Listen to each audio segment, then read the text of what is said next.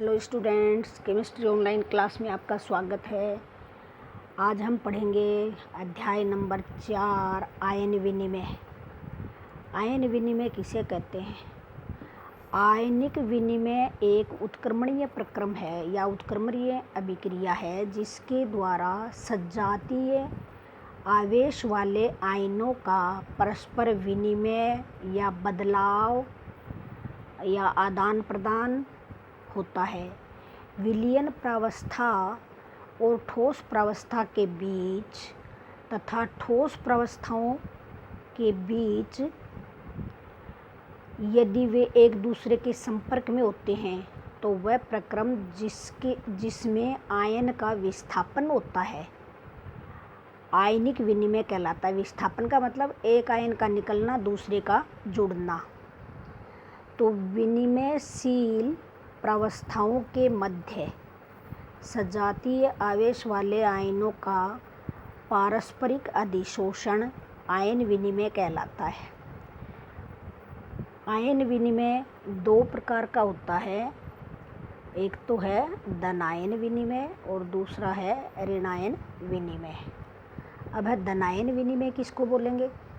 धनायन विनिमय पूर्ण रूप से एक पृष्ठ क्रिया है, सरफेस पे होने वाली अभिक्रिया है या रिएक्शन है जो मृदा, क्ले, क्रिस्टल तथा ह्यूमस कणों के पृष्ठों या किसी अन्य पृष्ठ पर शीघ्रता से होती है। ये क्रिया पदार्थों के अणु समान संख्या में इस क्रिया में पदार्थों के अणु समान संख्या में भाग लेते हैं।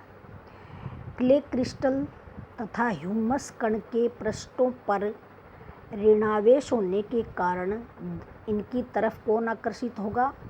ऋणावेश की तरफ धनावेश। इसलिए धन आयन विनिमय इन दोनों पृष्ठों पर होता है। धनायन का विस्थापन मृदा में निम्न के बीच होता है।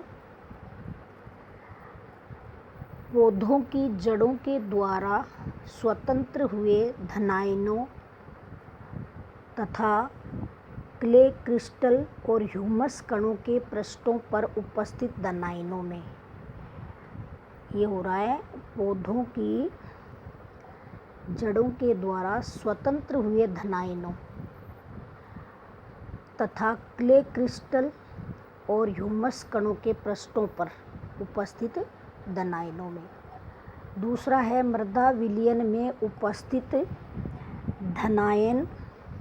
मृदा विलयन में उपस्थित धनायनों तथा क्रिस्टल, क्ले और ह्यूमस कणों की सतह पर उपस्थित धनायन, पृष्ठ पे उपस्थित और सतह पे उपस्थित। फिर है दो क्ले क्रिस्टलों, दो ह्यूमस कणों, दो या तो क्ले क्रिस्टल हो या दो ह्यूमस के कण हो, या एक क्ले क्रिस्टल और एक ह्यूमस क्रिस्टल की सतह पर उपस्थित धनायन में क्या हो जाएगा? विनिमय। अगला है धनायन विनिमय घटना एक उदाहरण से इस प्रकार व्यक्त की जा सकती है। जब किसी साधारण मृदा में किसी उदासीन लवण का विलयन किसमें मिलाया जाता है, जैसे KCl ले लिया अपन ने, विलयन मिलाया जाता है तो विलयन से पोटेशियम की कुछ मात्रा मृदा द्वारा अवशोषित कर ली जाती है। यानी जब किसी साधारण मिट्टी में मृदा में किसी उदासीन लवण का विलयन, जैसे KCl का विलयन डाला जाए, मिलाया जाए, तो विलयन से पोटेशियम आयनों की कुछ मात्रा मृदा द्वारा अधिशोषित कर ली जाती है और समान मात्रा में कैल्शियम मृदा विलयन में स्थानांतरित कर दिया जाता है। यानी कैल्शियम और सोयल था, पहले क्या था? कैल्शियम और सोयल। अब KCl से ये कैल्शियम युक्त मिट्टी ने क्या की? क्रिया कर ली। किससे? KCl से। तो पोटेशियम और सोयल बन गया और CaCl2 अलग निकल जाएगा।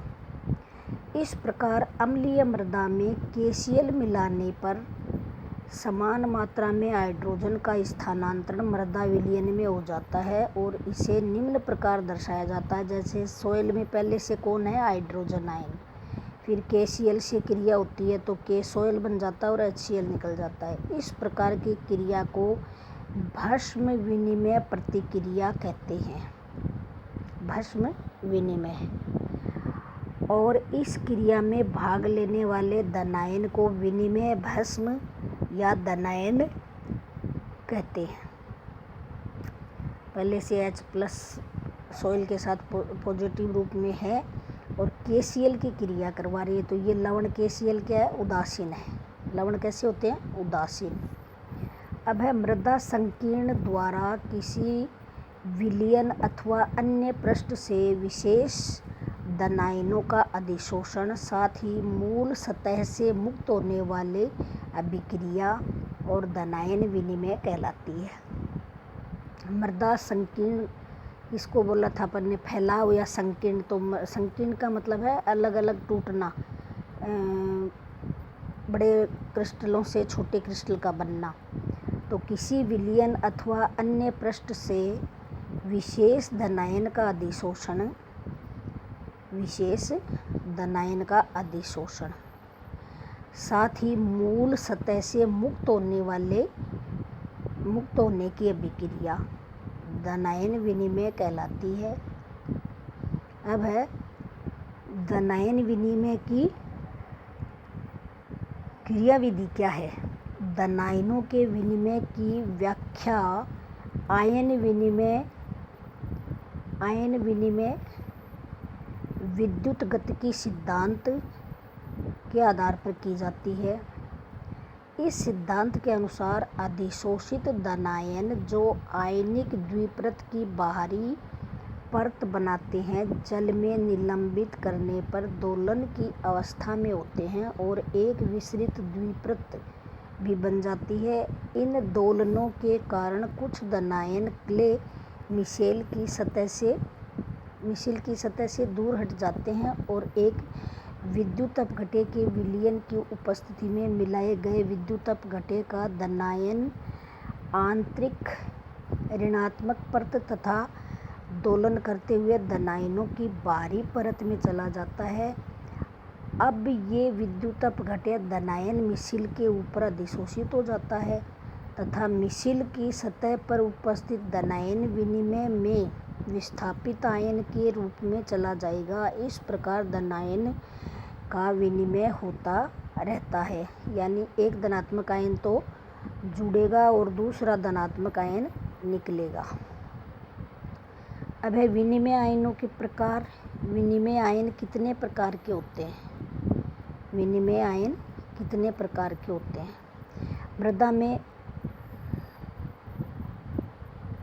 अच्छा ये विनिमय आयन का प्रकार। मृदाओं की अपेक्षा अधिक होती है। क्ले में बालू और बलुई मृदा में अपेक्षाकृत विनिमय धनायनों की मात्रा अधिक होती है। विनिमय धनायनों की मात्रा क्ले की मात्रा और क्ले की प्रकार पर निर्भर करती है। यह है धनायन विनिमय। अब है ऋणायन विनिमय। ऋणायन विनिमय को अम्ल विनिमय भी कहते हैं। क्या कहते हैं? अम्ल विनिमय। ऋणायन विनिमय को अम्ल विनिमय भी कहते हैं। फॉस्फेट आयन के जिस अंश ने Fe और साथ में क्या दिया है? Al, aluminium. क्या दिया है? Aluminium, Al। तो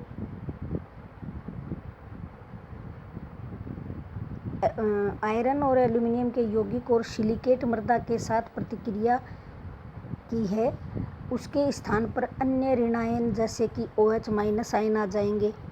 ऐसे विस्थापित को ऋणायन विनिमय कहते हैं। ऋणायन विनिमय की क्रिया विधि की व्याख्या हम ऐसे कर सकते हैं उदाहरण दे करके कि मृदा घटक पर बाष्मिक समूह की सक्रियता उनकी प्रोटॉन्स की स्वीकृति में वृद्धि द्वारा बढ़ जाती है। जैसे ये अपना कोई ROH था और अम्ल से क्रिया की तो क्या बन गया ROH2 और आयन कौन से निकले SO4 माइनस। अब है RNH2 तो क्या बन जाएगा RNH3 बन जाएगा और Cl आयन बाहर निकल जाएगा।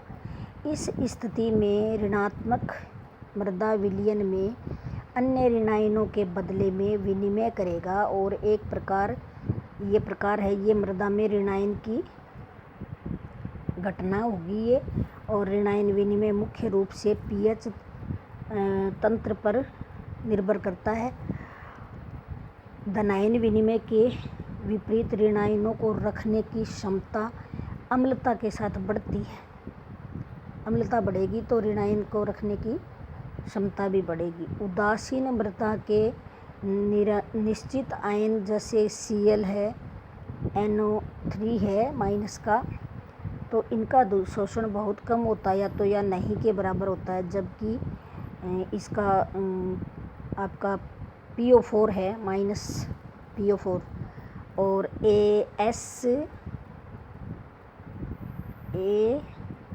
SO4 इनका अधिशोषण क्या होता है कम होता है, कभी कभी अधिक भी हो जाता है। तो दोनों pH वाली मृदाओं में होता है ये।